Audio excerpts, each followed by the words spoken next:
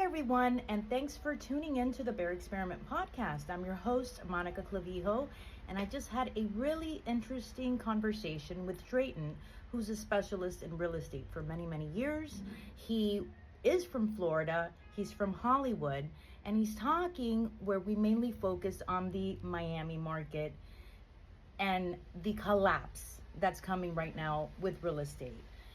We're diving in deep into the condo associations, the high cost of condo associations, the ridiculous assessments that they're getting hit with after the collapsed building on the beach there, how people are basically going to start to fall into foreclosures because they're not able to afford their home anymore, especially condos here in this market.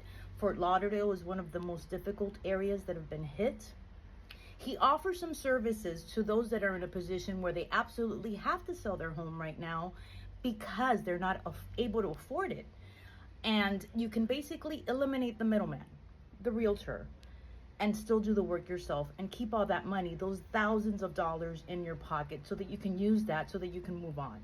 So if this is something that you think that you can take advantage of, I found it to be very valuable.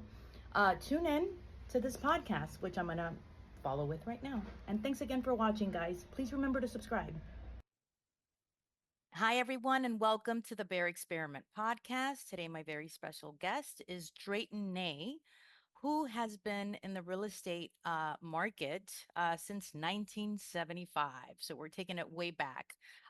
He he helps a lot of home sellers and buyers, for that matter, kind of eliminate the middleman, which is real estate agents take the enormous fees that they're charging right now, where basically, with all the information that he's providing, you could do it yourself and save a bundle of money, right? And just keep that in your pocket.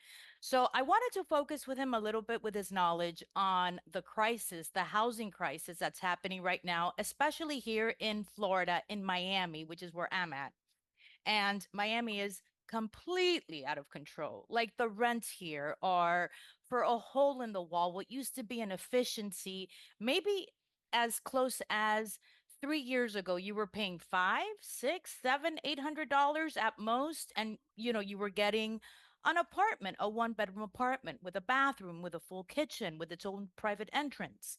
Now they're basically renting you a room and they're charging you $1,200, $1,500.